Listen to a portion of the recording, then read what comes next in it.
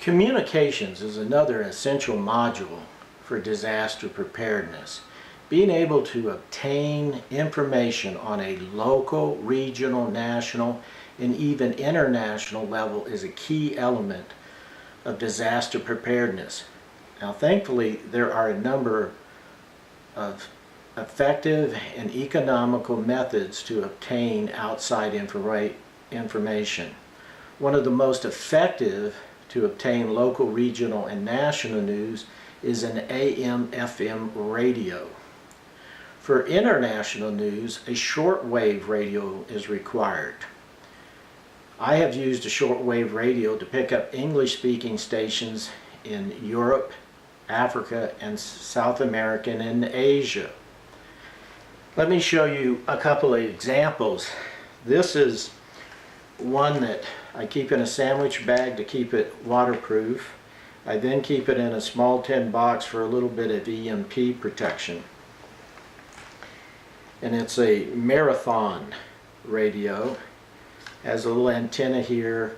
There's also an external antenna that you clip here, and you can string the antenna out. This is an AM, FM, and a shortwave radio. And it's at the time that I purchased it, they claimed that it's the smallest AM, FM shortwave radio on the market. At least that's how it was being viewed by people who recommended it to me. Another excellent brand name is an iconic name in the radio industry, the Grundage. And this is a Traveler 2 Digital G8. And this also is an AM/FM shortwave radio. And these radios can be obtained for $70, $80, $85. Now, it's important, if they're battery operated, which these two are, that you have extra batteries. There are AM/FM shortwave radios that will work off of solar power or hand cranked, but just an excellent way to receive information. For two-way communications, there's a number of solutions. One of the most reliable is a telephone landline, which often we're all using cell phones now, but a telephone landline is extremely reliable.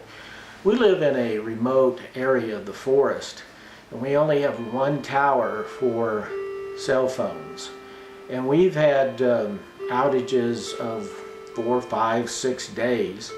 And it's not uncommon to have a cell phone outage for 1 or 2 days. This is particularly in the winter. On an annual basis, it probably totals maybe 10 to 12 days a year. We do not have cell phone coverage. But we do have a telephone landline, and it always works. A local economical technology is the Family Radio Service, FSR. This is an example of a family radio service, an FSR radio. This particular one is made by Motorola. They sell around $65, and a very good accessory to them is this plug-in and one-ear headset. And by using the little clip-on here, you can use this to listen to via your earplug. You get a more quality voice audio, and you can also speak to the FSR radio hands-free. Now, keep in mind that the actual what is potentially technology for these will differ depending on your terrain. I've found that usually in the mountains this is good for a half a mile, maybe a mile. But like when I went to Alaska with my son-in-law and daughter, it actually was very valuable. My son-in-law is an excellent fisherman, and he would go down to the Russian River and fish most of the day, and he was very productive of that. We had all the salmon we could eat, and yet we could still communicate to him, or if my daughter was down there with him, I could communicate to them by just using a FSR radio. And no license is required for this. And usually you can get these at outdoor stores, Costco, Sam's Club, that sort of thing, and they usually come in 2-packs.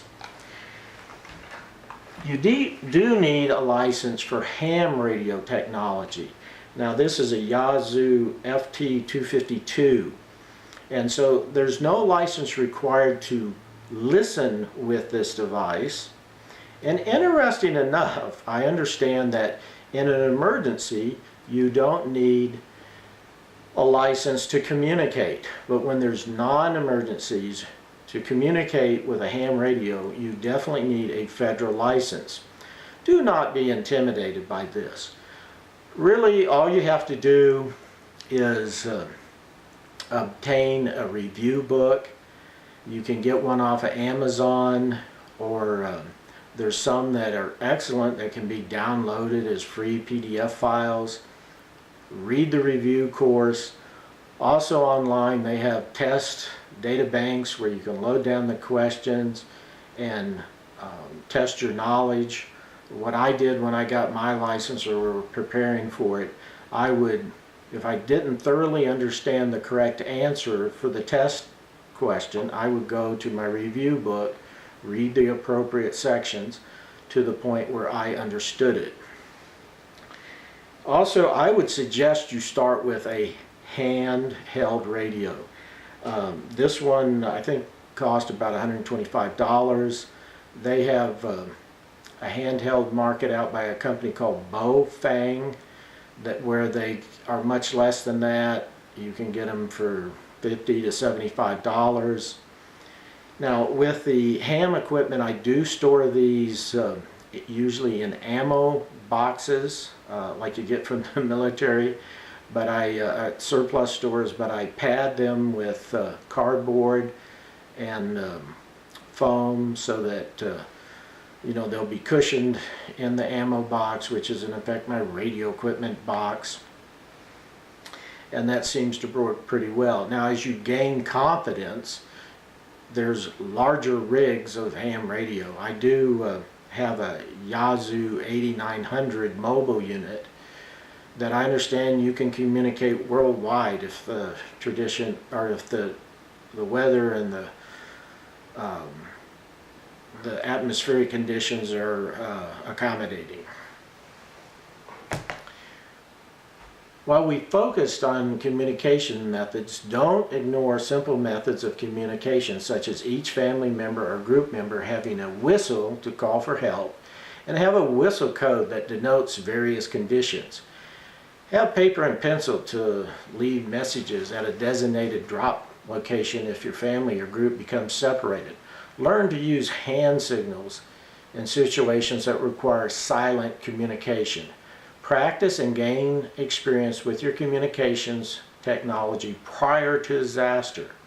Believe me, Murphy's Law, that if it can go wrong, it will go wrong, is in full blossom during any sort of disaster.